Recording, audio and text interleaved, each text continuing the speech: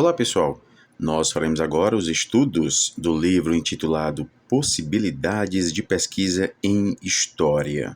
O livro está dividido em 10 capítulos. Nós vamos dedicar aqui uma aula para cada capítulo. No que diz respeito ao papel do historiador, Lucien Febvre nos traz aqui uma passagem já clássica, na qual ele nos traz uma perspectiva ampliada de fonte histórica. A partir de tudo o que a engenhosidade do historiador pode lançar mão para fabricar seu mel na falta de flores usuais. Portanto, a partir de palavras e sinais, faz-se história, sem dúvida, com documentos escritos, quando eles existem. E até mesmo na sua falta, ela pode e deve fazer-se. A partir de tudo que a engenhosidade do historiador pode lançar mão para fabricar seu mel na falta de flores usuais. Portanto, a partir de palavras e sinais, de palavras e pedaços de argila, das formas de campos de ervas daninhas, dos eclipses da lua e das coleiras de parelha, da perícia de pedras feitas por geólogos e da análise de espadas metálicas por químicos. Em suma, a partir de tudo o que pertencente ao homem depende e estar a serviço do homem, exprime o homem, significa a presença, a atividade, as preferências e as maneiras de ser do homem. Há claramente aqui, pessoal, uma visão ampliada de fonte histórica. Há a defesa de que na oficina do historiador cabe todo tipo de vestígio humano, seja ele escrito, visual, material ou de outra natureza. Este livro que nós estamos analisando foi construído, motivado pelo desafio de narrar e examinar as possibilidades de pesquisa em história a partir de revistas em quadrinhos, de monumentos aos mortos espalhados pela cidade, da literatura popular distribuída nas ruas, dos prontuários de presos, loucos e menores encarcerados em instituições prisionais, dos blogs e plataformas digitais, de manuais didáticos, de imagens espalhadas nas páginas de livros, das charges e caricaturas, das frases espalhadas nas carteiras, banheiros, mesas e portas das salas de aula. Trata-se aqui de um livro que vai abordar, basicamente, as fontes. Os textos que estão aqui foram produzidos por pesquisadores com reconhecida produção na área, todos com formação em história, mas com diálogos interdisciplinares com a antropologia, o direito, a sociologia, a educação, a literatura e a comunicação. Pois bem, e nós iniciamos aqui com o capítulo 1, os canards e a literatura de rua na França moderna, séculos XVI e XVII. Histórias fantásticas de milagres, desastres naturais, aparições de fantasmas, monstros e cometas, estes vistos como sinal de catástrofes iminentes. Ação de feiticeiros e feiticeiras e crimes dos mais variados inundavam as ruas das grandes cidades francesas nos inícios dos tempos modernos. Divulgadas em pequeno formato, mais adequado para o consumo do público amplo, tais histórias exerceram um papel essencial na transmissão de notícias antes do desenvolvimento da imprensa periódica, com a Gazette de Renaudot, no primeiro terço do século XVII.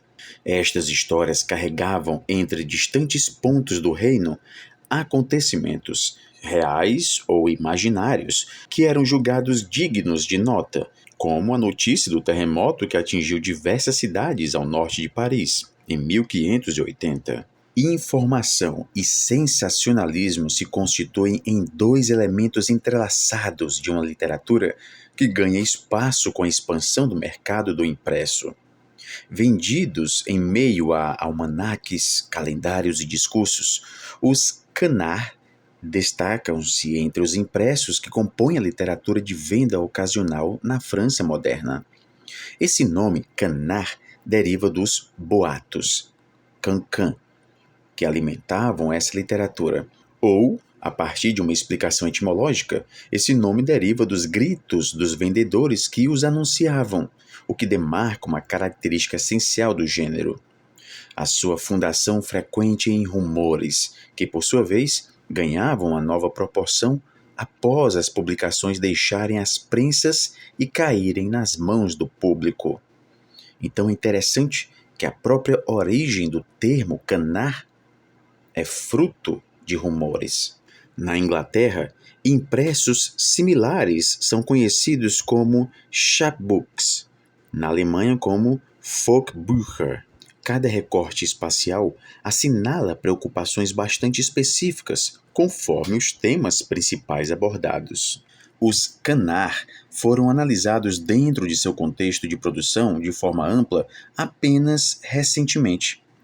Mais do que peças inócuas relatando histórias sensacionalistas, os canar são apresentados como um dos múltiplos veículos de transmissão de modelos de comportamento pelo regime absolutista. Fonte frágil e dispersa, sujeita às perdas do tempo e de guerras, que obviamente vai requerer um trabalho minucioso de coleta, os canar integram um conjunto de textos viabilizados apenas graças às inovações técnicas que se disseminaram desde meados do século XV.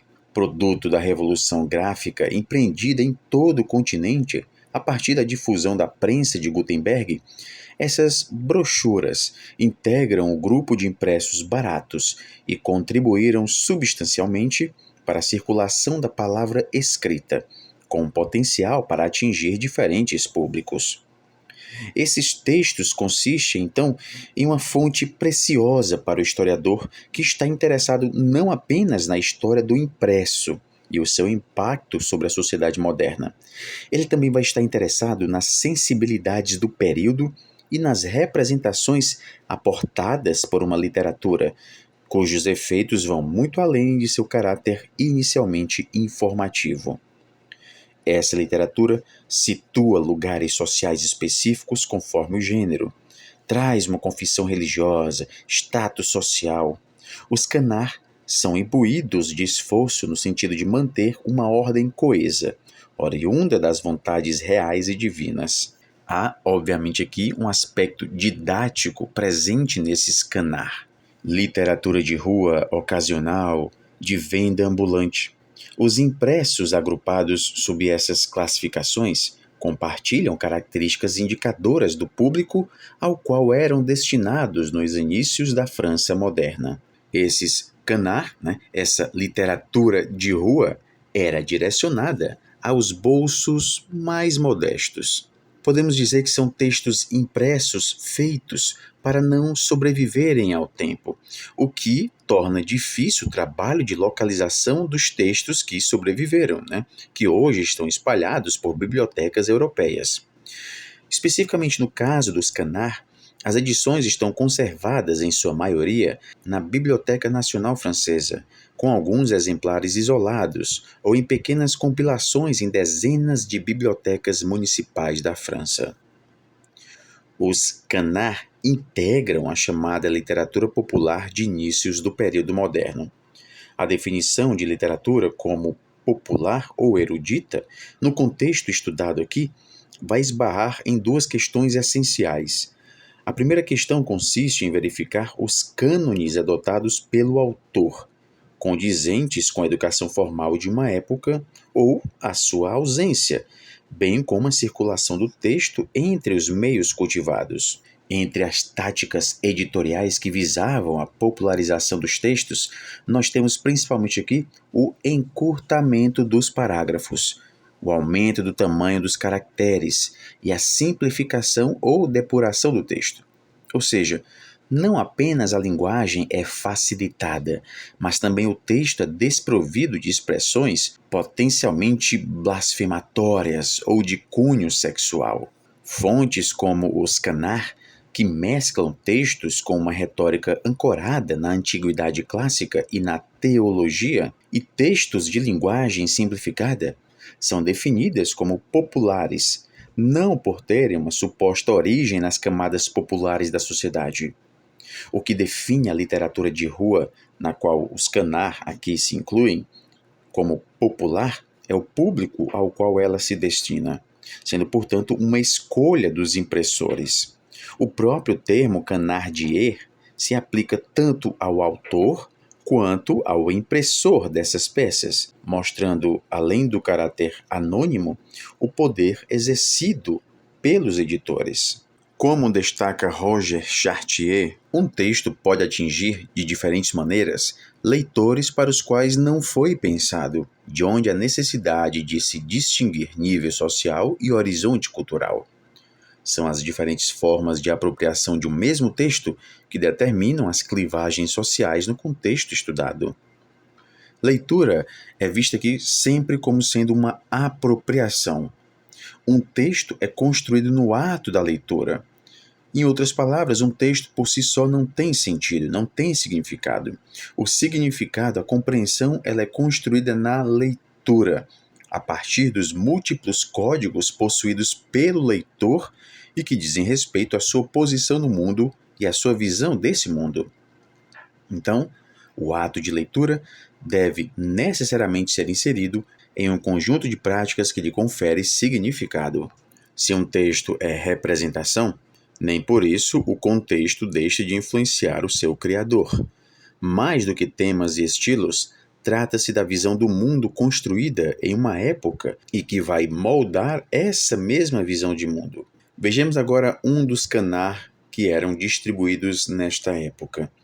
Em 1613, circulava nas ruas parisienses a história prodigiosa de um cavalheiro ao qual o diabo apareceu e com o qual ele conversou sobre o corpo de uma mulher, ocorrido em Paris em 1º de janeiro de 1613.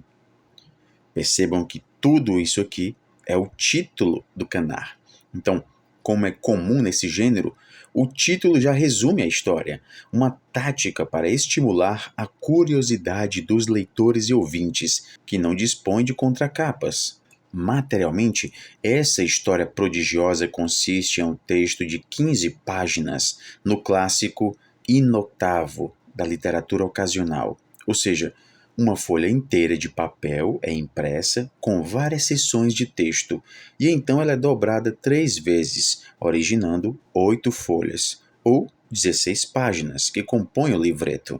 A sua autoria é anônima, mesclando mistério, sexo e uma revelação singular para o próprio autor. A história inicia com uma admoestação. Os homens estão surdos, agora eles não escutam as vozes de Deus, nem dos profetas, eles seguem seus apetites desordenados. Nós temos aqui uma narrativa que vai criticar a falta de controle de si e a desatenção às pregações da igreja, censurando, portanto, uma época que acredita ser dissoluta. Nós podemos dizer, portanto, aqui, retomando o que foi dito anteriormente, que o canar ele tem esse aspecto didático, né? Obviamente seguindo aqui o costume da época, né? A moral que era pregado na época da sociedade parisiense de inícios do século XVII. A tônica da história é dada pela incitação à luxúria, através da figura feminina. O mal encarnado se apresenta a um cavalheiro sob a forma de uma jovem, da qual a vestimenta já evoca um comportamento duvidoso para o autor. Trata-se de uma jovem senhorita bem em ordem, tendo a aparência de alguma cortesã bem vestida, com um vestido de tafetá recortado, enriquecido de um colar de pérolas e de várias outras joias belas e aparentes. Parada à soleira de uma casa para se abrigar do mau tempo, a dama se desculpa com o cavalheiro recém-chegado, explicando que sua carruagem tivera problemas e seu lacaio partira em busca de auxílio. O protagonista então lhe oferece abrigo em sua casa e, de uma pequena refeição à jovem, passa a pernoitar na residência, visto que seu serviçal não retornara. Mas ela ressalta precisar de um leito apenas para ela, pois não seria próprio dormir de outra forma, no que é prontamente atendida. Com o avançar da noite, o solícito hospedeiro revela outros intentos. É a dissimulação e a insistência masculina que levam à perspectiva de sexo, mas essas ações masculinas já são esperadas do infortunado herói da história do ponto de vista do autor. É a figura feminina que é o objeto de desconfiança, primeiramente por se encontrar desacompanhada num espaço público, estar ricamente vestida, e por ceder às ofertas aparentemente gentis de seu hospedeiro. pretensamente interessada em seu bem-estar. Ébrio de paixão face a uma bela jovem que fácil e voluntariamente cede às suas propostas ilícitas, o homem se entrega ao comércio carnal. Aí está, portanto, este pobre abusado que penou em obter aquilo que se lhe queria ter concedido. A revelação chocante, no entanto, ocorreria apenas pela manhã, quando o protagonista encontra o corpo do qual desfrutou morto. A mulher estava morta. A justiça e médicos são abusados, e quando o corpo é examinado, constatam que se tratava do cadáver de uma jovem enforcada alguns dias antes. A única explicação que parece possível aos olhos dos presentes é que se trata de um demônio possuindo o corpo da mulher para seduzir o homem, não sendo colocado em questão de quem a iniciativa da relação sexual partiu, pois para o autor não poderia se esperar diferente de uma mulher nas circunstâncias em que se encontrava. A sua mera existência implica uma tentativa de sedução. Então percebam, em nenhum momento a atitude do hospedeiro aqui é julgada, né? A atitude de insistir, dissimular para justamente chegar ao sexo. Na verdade, o hospedeiro é visto como um pobre cavalheiro, um pobre abusado, ainda que ele busque uma companhia carnal fora do laço do casamento. A punição dele foi somente ter o terror de haver copulado com o cadáver, o que foi descoberto apenas depois. É por esse exemplo que Deus quer lembrar aqueles que, dando vazão às suas paixões, deixam-se levar a toda sorte de mulheres desconhecidas, as quais jamais vimos tanto quanto atualmente. A falta é aqui masculina, mas são as mulheres desconhecidas que provocam a queda dos homens. Afinal, não haveria pecado sem a tentação. Uma distinção entre os gêneros própria da mentalidade dessa época, bem representada nos Canar, não deixa de reforçar a moral masculina em um estado absolutista, pautado pelo reforço da imagem real. As mulheres são objetos de possessão em 6 Canar, que apresentam mulheres possuídas ou violadas pelo diabo, enquanto nenhum homem aparece nas mesmas situações, o que reforça a preferência diabólica pelo sexo feminino. A associação entre a mulher e o mal se revela mais explicitamente nos Canar, em que o sexo é um dos ingredientes da intriga. O amor é ilusório, já anunciavam os autores, tratando das relações entre os jovens, mas ainda mais quando o diabo, sempre associado à mentira, pois mestre da enganação, manipula os amantes. Demônios podem seduzir as moças, assujeitá-las à sua vontade, ou lhes dar forças para realizar suas más intenções. Eles podem ainda tentar aliciá-las e falhar em seu intento. No entanto, é quando o diabo se apodera do corpo de uma bela mulher que seu caráter manipulador aparece em sua plenitude, arrastando consigo o homem para a danação. A tentação, por muito tempo representada pelo corpo feminino, é intimamente associada ao mal, e alguém que se rende ao pecado da carne pode apenas temer pela salvação de sua alma. Apenas em Paris circularam canar sobre um cavalheiro português despedaçado por feiticeiros agindo através de um javali e sobre as punições sofridas por protestantes blasfemadores, que naturalmente sofriam a ascendência maligna dentro da moral católica difundida por essas peças. É narrado aqui um acontecimento ocorrido em Lyon, nos inícios da década de 1610. La Jacquière, tenente do cavaleiro Duguet e frequentador assíduo das meretrizes da cidade, declara a seus convivas: "Eu não sei, meus amigos, de qual carne eu comi. Tanto há lá que me sinto tão acalorado que se agora eu encontrasse o diabo, ele não escaparia jamais de minhas mãos, que eu primeiramente não saciasse com ele a minha vontade." Em resposta à sua blasfêmia, ele encontra uma mulher que o leva à sua casa e realiza seus desejos. Ele ainda insiste que ela receba em sua cama 2 de seus amigos, o que após várias recusas ela acaba aceitando. Ao final, quando os 3 homens se encontram embevecidos diante de sua beleza, ela lhes faz ver a mais horrível, a mais vil, a mais fétida e a mais infecta carcaça do mundo. os três caem por terra desfalecidos, e a casa onde eles pensavam estar volta a seu estado real, uma velha ruína imunda. Todos os homens morrem pouco tempo depois, não antes do último conseguir contar o incidente. A moral extraída aqui destaca um conjunto de vícios ligados ao desejo sexual. A sem-vergonhice atrai o adultério atrai o incesto, o pecado contra a natureza, e depois Deus permite que se acasale com o diabo. Podemos perceber dessas histórias trágicas que todos os vícios dos quais sofre a humanidade têm por origem duas calamidades fundamentais, que são a mulher e o diabo. O compartilhamento de textos entre públicos distintos, voltados tanto ao povo em geral, na forma de brochuras baratas, conhecidas como canar, como também aqueles que podiam comprar livros cuidadosamente editados e encadernados. Além da forma como esses textos eram apresentados, sob aspectos materiais e encarecidos, a forma como eram construídos, com uma linguagem mais elaborada e depurada, por autores reconhecidos, será determinante para o público visado.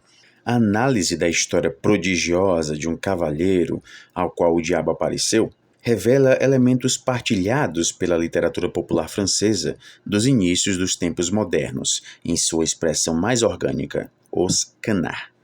Observa-se uma peça que une intimamente o tabu sexual ao diabo, do qual a mulher é um instrumento, utilizada para reforçar valores associados ao cristianismo no contexto da Reforma Católica e de uma forte ordenação social, que passa por um controle do feminino. Início e fim do texto são pautados, de uma parte, pela constatação de uma decadência moral, e de outra, pela possibilidade de salvação, sempre estendida a quem se encontra atento aos exemplos dados. Trata-se de uma narrativa que pretende se constituir em um instrumento de salvação, auxiliando os desgarrados a reencontrarem o caminho da retidão. O exemplo é dado, a fim de lhes conduzir à via da pureza, que é uma das principais chaves que nos abre as portas do lugar ao qual nos esperamos ser bem-aventurados após esta passagem, onde nós só podemos chegar modificados e purgados de todos esses sujos e desonestos prazeres. Podemos perceber que texto e contexto são indissociáveis para se apreender o objeto analisado em sua extensão mais plena. O caráter informativo, tônica da literatura de venda ocasional, é nele entrelaçado a um forte discurso moralizador, em defesa da ordem estabelecida, que vai impactar a sociedade de então. A literatura de rua se constitui, portanto, em uma fonte preciosa para se analisar o discurso ordenador em plena ação, com a possibilidade de atingir uma audiência ávida por tais narrativas.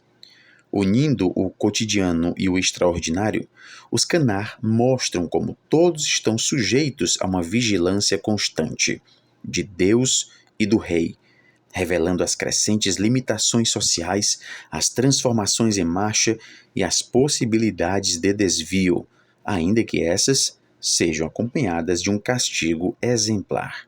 E nós finalizamos aqui esta aula. Bons estudos a todos e até a próxima.